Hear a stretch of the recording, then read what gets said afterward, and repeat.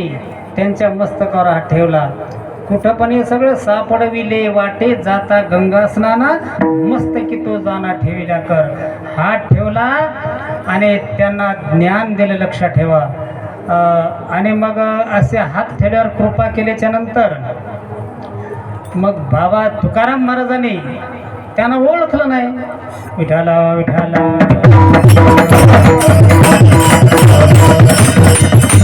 आणि नंतर मग तुकाराम महाराजांनी त्यांना विचारलं, महाराज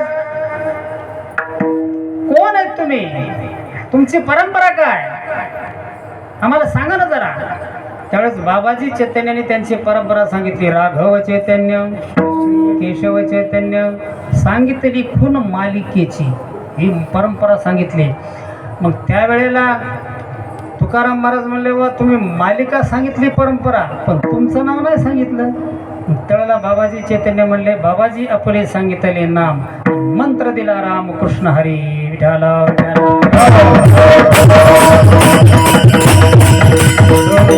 सगळं घडलं. पण तुकाराम महाराजाकडे गुरु आपण होऊन आले आणि त्यांच्यावर कृपा केली, तेव्हा हे सगळं घडलंय. विठाला बाबाजी चैतन्याने तुकाराम महाराजांच्या मस्तकावर हात ठेवला आणि तो कृपेचा प्रवाह सुरू झाला. कशाप्रमाणे, आता आपण घरामध्ये जर कुठं लाईट कट झाला, वायर तुटली, आपण काय करतो, वायराला वायर जोडतो, बरोबर आहे, आणि जोडली तिकडे बटन टाकतो की लगेच विजेचा प्रवाह सुरू. तसं गुरुनी तुकाराम महाराजांच्या मस्तकावर हात ठेवल्याबरोबर लगेच त्या कृपेचा प्रवाह सुरू.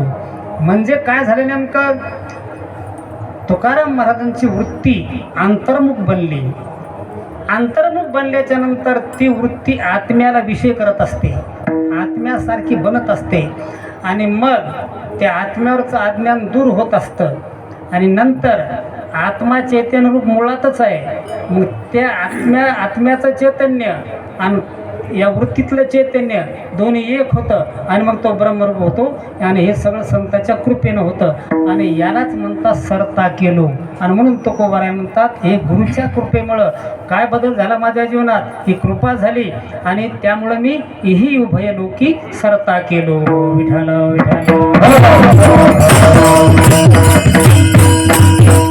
सरत होणं म्हणजे ज्याच्यासाठी जी गोष्ट मिळाली ती गोष्टी त्याच्याकडून होणं, याला म्हणतात सरता होणं.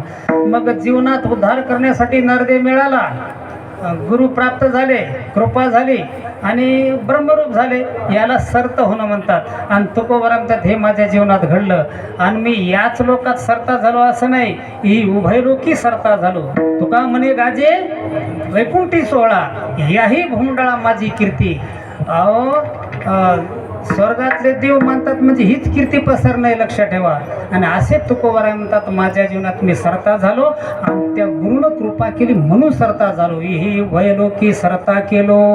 आणि त्यांनी सरत केलं मला, मी ब्रह्मरूप झालो, ज्ञान झालं मला.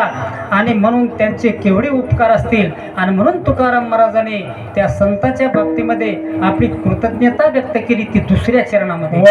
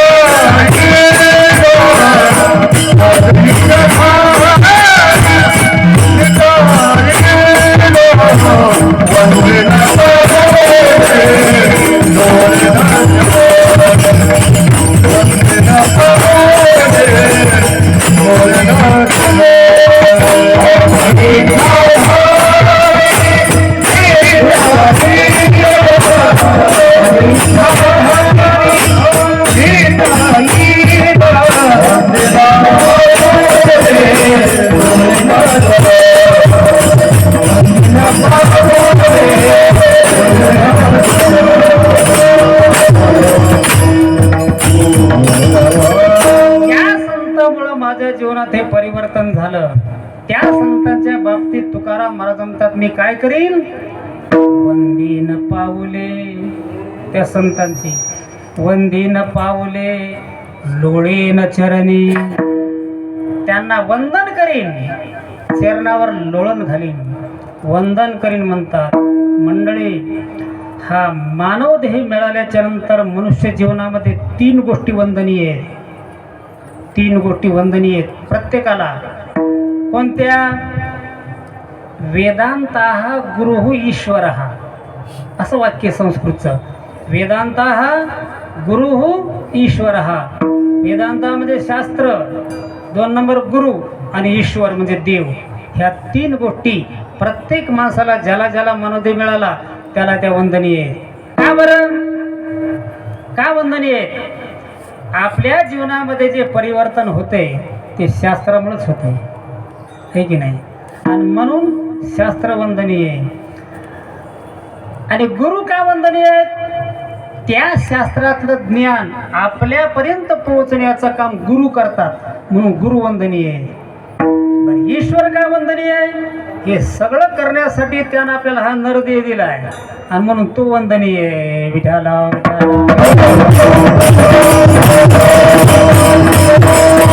आणि म्हणून मानवदेह मिळाला ना, हे 3 गोष्टी वंदनीय आहेत. यावत जीवन त्रयो वंद्या, या 3 गोष्टी वंदनीय आहेत. कोणत्या? तर वेदांतः गुरु ईश्वरा, म्हणून या 3 गोष्टी वंदनीय आहेत. म्हणून तुकोबाराय म्हणतात, मी त्यांना वंदन करीन वंदीन पाऊले. अजून काय करीन? लोळेन चरणी, त्यांच्या चरणावर लोटांगण घालीन. श्री संताची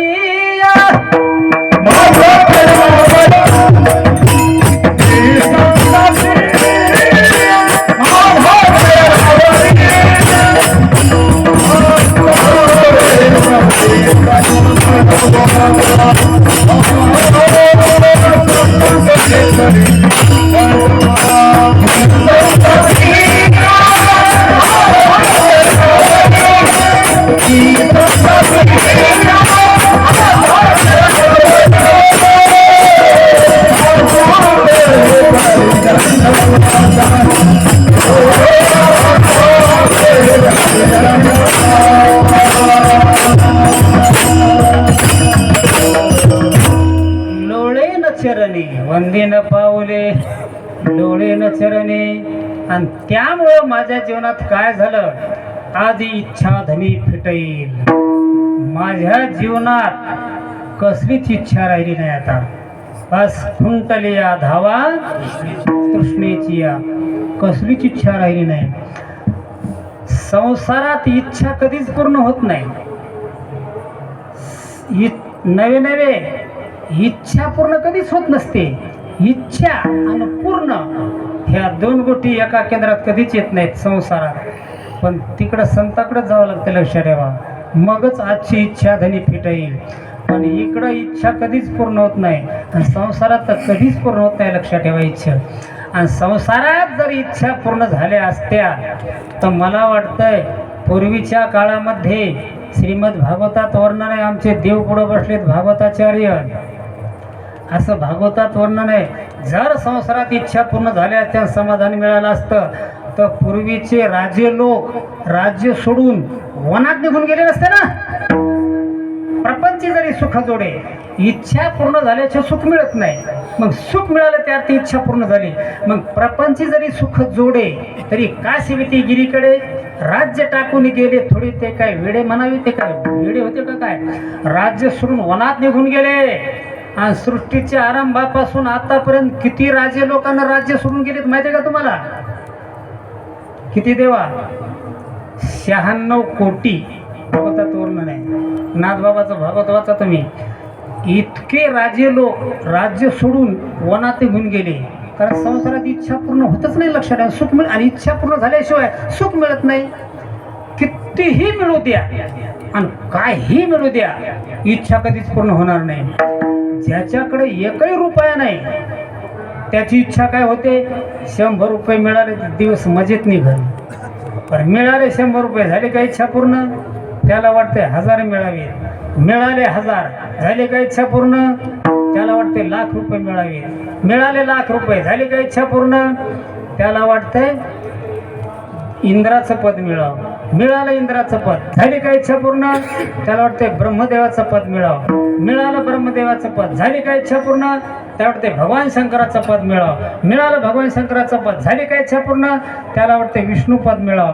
एका श्लोकाचा अर्थ मी तुम्हाला सांगितला. ज्याच्याकडे एकही रुपया नाही त्याला काय वाटतं? 100 रुपये मिळावं. नस्वम वष्टी शतम, एवढं काही नाही त्याला. शतम शती दशशतम, आहे की नाही? सहस्रम लक्षम सहस्राधिपो, 1000 मिळाले तर लक्षम, लाख रुपये मिळवतात. लक्षेशस्वर राजताम, देवाचं पद मिळावं. शेवटी त्या श्लोकाचं शेवटचं टोक आहे, ह्याशा वधीम को गतः, अशा कोणाची संपली का? विठाला विठाला. संसारात कधी कधी काही माणसाच्या इच्छा पूर्ण झाल्या असं त्याला वाटतंय. सर्व सुखाची आशा जन्मदेवा, जन्ममुक्ती नाही. सुखाची आशा जन्मदेवा, जन्ममुक्ती नाही. दिशाची भावना, माया विष्णू जीव माझा, माझे सैल नक्की कोणी,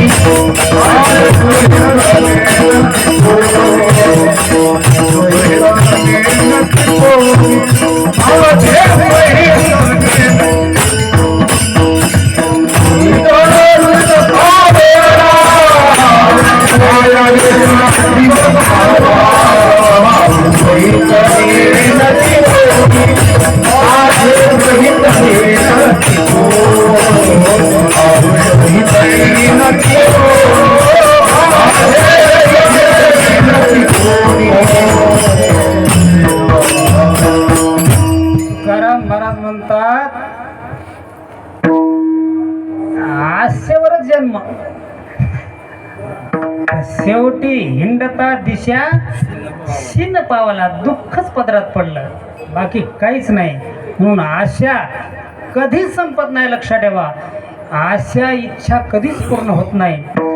संसारामध्ये एखादी इच्छा पूर्ण झाल्यासारखं वाटते माणसाला, पण एक इच्छा संसारात पूर्ण झाल्यासारखं वाटतंय, पण ती एक इच्छा पूर्ण झाल्यावर दुसऱ्या 10 इच्छाला जन्म देते. ती एक लग्न करण्याची इच्छा पूर्ण झाली आहे की नाही? एका माणसाला फार दिवसापासून इच्छा होती, 2 हाताचे 4 हात हो, 2 हाताचे 4 हात होईच नाही गेली.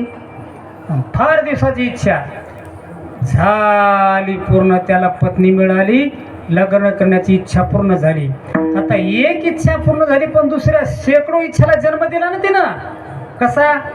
लग्न करण्याची इच्छा पूर्ण झाली, पण दुसऱ्या इच्छा किती वाढल्या? घर बांधायची इच्छा वाढली, मुलगा होण्याची इच्छा वाढली, तो शिकण्याची इच्छा वाढली, त्याला नोकरी लागावं त्याची इच्छा वाढली, त्याचं लग्न व्हावं इच्छा वाढली, तो मोठा झाल्याच्या नंतर त्यानं आपल्याला खेटर हाणून घराच्या बाहेर काढावं. एक इच्छा पूर्ण होते, पण 10 इच्छाला जन्म देते ना ते. म्हणून संसारात इच्छा पूर्ती कधीच होऊ शकत नाही, लक्षात ठेवा. म्हणून गीतेमध्ये वर्णन आहे, गुलाम महाराज, इच्छा मपरी मे यांचं प्रलयांता उपाश्रिता, त्या श्लोकाचं व्याख्यान पाहून घ्या. विठाला पण तुकोबारा म्हणतात, संताने माझ्यावर कृपा केल्यामुळं माझी इच्छा मात्र पूर्ण झाली. आता माझ्या जीवनात मला कसलीच इच्छा राहिली नाही. आज इच्छा झाली. सांगू का तुम्हाला? पंचदशीमध्ये वर्णन आहे गुरु, किमिच्छन कश्य कामाय, त्या साधूला किमिच्छन कश्य काम आहे, कशाची इच्छा करील तो? तो कोबरा भाषा सांगू का? काम नाही काम नाही, झालं पाहिजे काम, झालं पाहिजे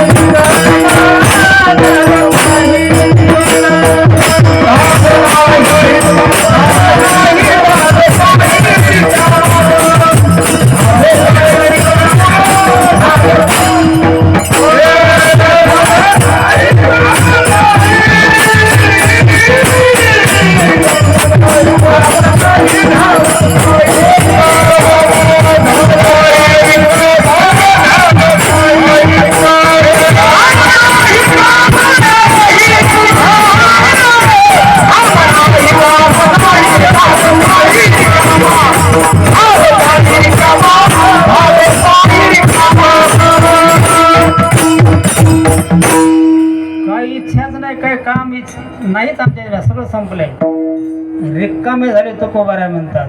झालो पाही दिगंबर महाराज ही चाल म्हटली ना काशीराम महाराजाच्या आठवण येते. असं ते अंतरा असे म्हणायचे. बस की माणूस असं मंत्रमुग्ध व्हायचं. लक्षात ठेवा. काय करता काय आता विठाल विठाल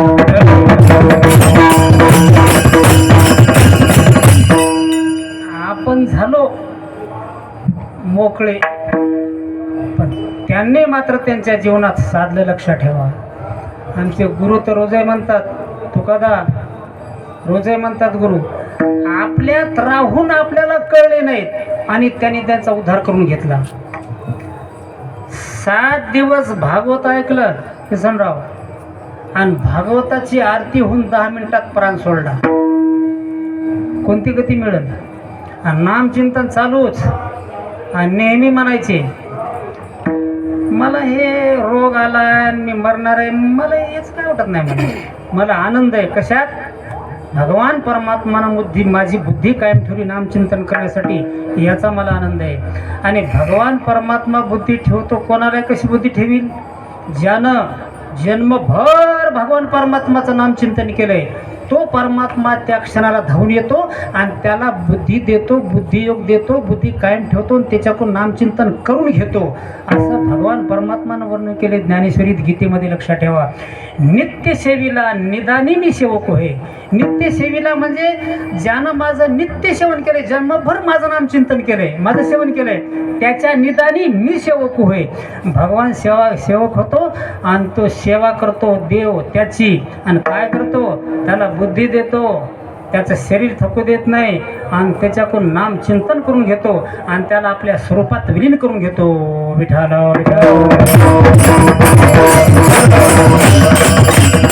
नवे नवे त्याच्या अंगावर मरणाचे चिन्ह उमटण्याच्या अगोदरच भगवान परमात्मा त्याला आत्मबोध रूपी पिंजऱ्यात नेऊन ठेवतो. देह वैकल्याचा वारा झणे लागेल या सुकुमारा, आत्मबोधाच्या पांजरा सुयेत याते. काय गंमत आहे. आणि सगळं महाराजांनी साधलं. विठाल विठाल. गलंडे महाराजांनी काय केलं सांगा तुम्ही? या दोन्ही माणसानं आपल्या जीवनाचा कधी विचार केला का? कधी स्वार्थाचा विचार केला का? जरी महाराजांनी या कार्यात काटकसर केली असेल तरी 2 पैसे उरून या कामाला लागावेत म्हणूनच ना, का काही स्वार्थासाठी का? काशीराम महाराजांची परिस्थिती नाजूक असून माझ्यापेक्षा जास्त जवळ आणणारी मंडळी चुकून कधी संसारातला शब्द काढला का? संसारातली अडचण समोर मांडली का? कधीच नाही. बोलले ते देवच, बोलण्याची नाही. आता देवाविन काही. आणि महाराजांनी कसं मरण साधलं? ज्ञानेश्वर महाराजांच्या समाधीसाठी, त्यांना समाधी देण्यासाठी इथं भगवान परमात्मा हजर आहे, ऋषीमुनी हजर आहेत, सगळे संत हजर आहेत, नामदेव महाराज हजर आहेत, नामदेव महाराजांची 4 मुलं हजर आहेत. आणि कधीपासून हजर आहेत माहिती आहे का तुम्हाला? अष्टमीपासून आमुषापर्यंत. मग अष्टमीला सगळे देव हजर होते. मग ते देव गलंडे महाराजांच्या विधीला का नसतील आले? कसा योग साधला? लक्षात ठेवा. म्हणून सगळे देव संत हे गलंडे महाराजांच्या देखील मोतीला हजर होते. आणि महाराजांनी असं साधलं. ज्ञानेश्वर महाराजांनी विचार केला असेल, मधी कधी जर महाराज गेले तर तिकडून महाराजांची पुण्यतिथी करण्यासाठी कोण येणार? इथं मध्ये येणार नाही. पण अनायासे त्यांच्या पुण्यतिथीला सर्वांना हजर राहता यावं म्हणून बरोबर अष्टमीला योग साधला आणि सर्वांना त्यांच्या समाधी महाराजांच्या पुण्यतिथीला हजर राहता येतं. केवढा योग आहे लक्षात ठेवा. विठाल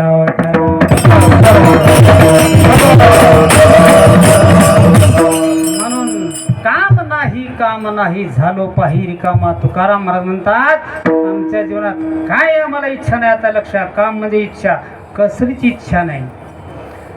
काम नाही झालो पाही रिकामा. आपली बरीच माणसं रिकामी असतात. गावाकडे बघा तुम्ही, बरेच म्हातारे रिकामी असतात. पण ही रिकामी नसतात, ही रिकाम टेकडी बनतात. रिकाम आणि रिकाम टेकडा फरक काय? रिकाम टेकडा च्या 10-5 म्हातारे एकत्रित बसतात, आलं का लक्षात? आणि एखादी तरुण मुलगी जर रस्त्यानं चालली, तिला बोलवतात, बाई इकडे मग ती जाती आणि वयस्कर म्हातारी म्हणून सर्वांच्या पायावर पडते आणि उभी राहते. हे म्हणतंय, बाई तू कोणाची सून आहे? म्हणे गणपतरावाची सून आहे. गणपतराव म्हणाल तर घंटा लागतंय, इतकी श्रीमंत, आणि तुझ्या अंगावर तर काहीच नाही. भरली ना हवा त्या पोरीला. ती पोरगी शेताकडे निघाली होती, कल्ली आणि घरात जाऊन बसली. घेतलं झोपून, पांघरून घेतलं आणि झोपली. उठच ना, कोणालाच ऐका ना. तिचा नवरा आला, ते म्हणे काऊन झोपली? काय नाही म्हणे, उद्देशाला आपली वाटावाटी करायची म्हणे. तिनं बरोबर त्याला भरून दिलं आणि ते बिघडलं ना ते बी. आणि दुसऱ्या दिवशी बापाला सांगितलं, बाबा काय माझं मला ते वाटून द्या. बाप म्हणे, यार काय झालं रे? काहीच नाही झालं. झालं काय? म्हणजे काय नाही झालं, फक्त माझं मला वाटून द्या. अरे काय झालं सांग ना, काय झालं ते? म्हणजे काय सांगायचं नाही, माझं मला वाटून द्या. पाहतोय किती दिवसाचं नाटक तुमचं. अरे पण सांग ना काय झालं ते? तर म्हणजे काहीच नाही, माझं मला वाटून द्या. नाईलाज झाला. म्हातारा म्हणा नाही देत वाटून. चाललो म्हणला मग फाशी घेतो. बापाला वाटलं फाशी घेण्यापेक्षा अलग राहिली तर काय बिघडलं, राहू दे अलग. पण ते केवढं बिघडलं काम. झाल्या वाट्या घर फुटलं. आणि त्याच्यानंतर मग त्याचा बाप विचार करू लागला, कुठून पिन लागली. विचार केल्याच्या नंतर त्यांच्या लक्षात आलं, त्या गणपतरावच्या हे शिरपतरावानं काम केलं म्हणून. शिरपतरावानं गणपतरावाचं फोन घराची माती केली. काय मी सांगतोय, ही रिकामी माणसं अशी कामं करतात. हे रिकामी म्हणायला रिकाम टेकडं म्हणावं. तुकोबाराय रिकामी होते विठाला.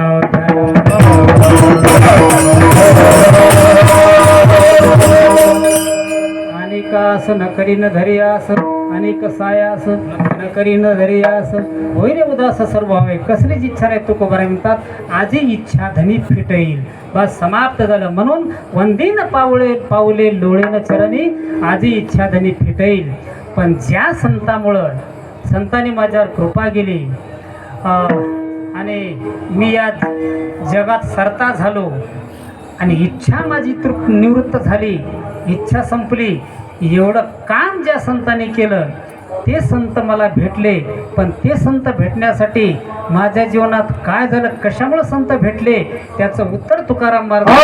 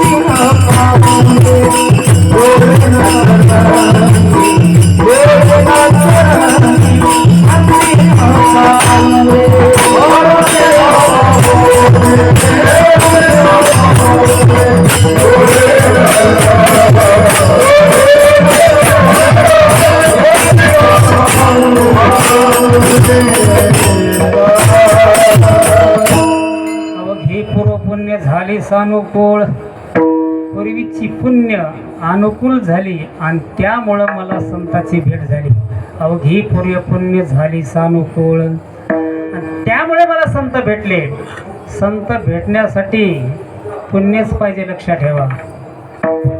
पूर्वजन्मी सुकृते थोर केली, ती मज आजी फळाशी आली. परमानंदू आजी मानसी, झालं काय? भेट झाली या संतासी. कशामुळं? पूर्वजन्मी सुकृते थोर केली, अवघी पूर्व पुण्य झाली सानुकूळ. अहो, पुण्याशिवाय संसार देखील चालत नाही, लक्षात ठेवा. आपण संसारामध्ये एखाद्या श्रीमंत माणसाला भाग्यवान समजतो का नाही? मग तो भाग्यवान श्रीमंत माणसाला समजतो, तर तो भाग्यवान कशामुळं बनलाय? पुण्यामुळेच बनतो, लक्षात ठेवा. पुण्य फळले बहुता दिवसा, भाग्य उदयाचा ठसा. झालो सन्मुख तो कैसा. आणि पुढचे बघा तुम्ही, संत चरण पावलो. म्हणजे पुण्यामुळंच सगळ्या गोष्टी होतात आणि संतही भेटतात. आणि ते पुण्य कसं पाहिजे? पुन्हा निष्कामता निज दृष्टी, अनंत पुण्य कोट्यान कोटी. रोकड्या लाभती पाठोवाटी, तय होय भेटी हरिप्रियाची. अवघी पूर्व पुण्य झाली सानुकूळ. आणि म्हणून माणसानं जीवनामध्ये पुण्य मिळवावं, लक्षात ठेवा. पुण्याला किंमत आहे. हा, आणि हे पुण्य कोणत्या लोकात चालतं? अलग लक्षात. आणि कोणते जन्मात चालतं? पुन्हा हे पुण्यरूपी धन हे जर मिळवलं ना, कोणते जन्मात चालतं? माणसाच्या, पशुच्या, पक्ष्याच्या, कुत्र्याच्या, डुकराच्या, घोड्याच्या, सगळ्या जन्मात ते पुण्य चालतं. हे पुण्यरूपी धन. पण हे धन पशुजीवनात चालतं का? नाही चालत, फक्त मानव जन्मात चालतं. हे धन, पैसा, हे धन फक्त मानव जन्मात चालतं. पण पुण्यरूपी धन पशुजीवनातही चालतं. बघा तुम्ही, हे पैसा रूपी धन फक्त मानव जन्मात, पशुजीवनात नाही. आता तुम्ही जर 1000 रुपयाचं बंडल एखाद्या कुत्र्याच्या गळ्यात बांधलं, त्याला आनंद होईल का? काय आनंद होईल त्याला? कारण त्याला काय, त्याच्यानं चालतं का? पैसा नाही. मी म्हणतो, आमच्या माता भगिनीने एखादी 4-5 तोळ्याची एकदाणी जर म्हशीच्या गळ्यात बांधली, तिला काय आनंद होईल? काय तिला? पशुच्या जीवनात पैसा रूपी धन चालत नाही, पण पुण्यरूपी धन चालतंय. बघा तुम्ही, चालतंय का नाही? काही कुत्रे एखाद्या मोठ्या संस्थांवर बसलेल्या संस्थानिकाची तेवढी व्यवस्था नसल, तेवढी काही कुत्र्याची व्यवस्था आहे. 100 रुपयाच्या साबणी, त्याला अत्तर लावणं, त्याला धुणं, गाडीत बसून फिरवणं, हे सगळं कुत्र्याच्या जीवनात. पुण्याशिवाय आहे का? सांगा तुम्ही, पुण्याशिवाय आहे का? हे पुण्य पशुजीवनातही चालतं. अजून सांगू तुम्हाला पुढे चालून. ज्ञानेश्वर महाराजांच्या पालखीचे घोडे पुण्य आहे का नाही? अहो, ज्या आपल्या माता भगिनी, भागवतकार महाराज, कीर्तनकार महाराज रोजच सांगतात, पती देव आहे, पतीच्या पाया पडा, तरी पडत नाहीत. पण त्या बाया त्या घोड्याच्या लाटा खातात, पण तिथे जाऊन पाया पडतात. काहून? पुण्य. पशुजीवनात पुण्य चालतं, पण पैसा रूपी धन फक्त मानव जन्मातच चालतं. आणि पुण्यरूपी धन हे कोणत्या जन्मात चालतं? विठाला विठाला.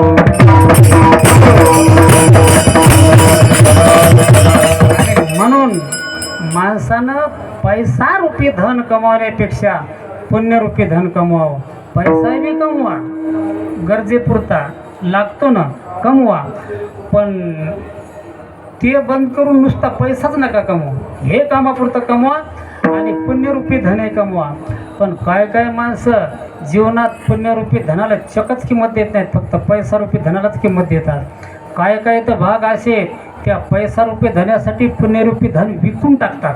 विठाला विठाला.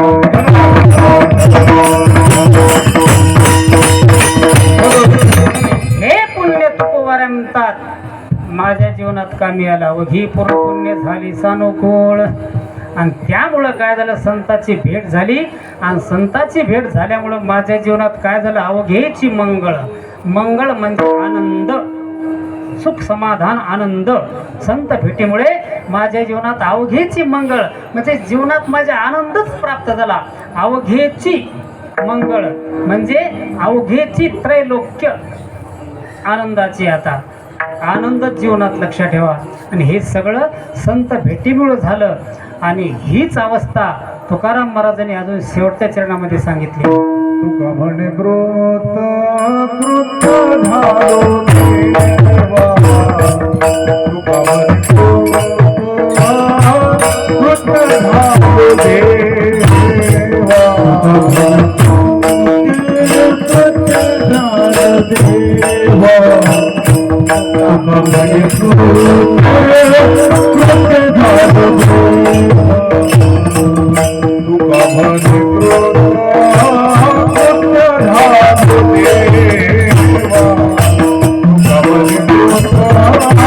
कृत झालो देवा, तुका म्हणे कृत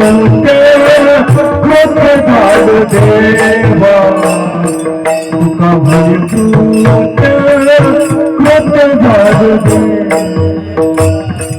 लेने परिसेवा डोळा लेने परिसेवा डोळा मंदिर पाहू दे मंदिर पाहू दे मेरे परिसेवा मेरे परिसेवा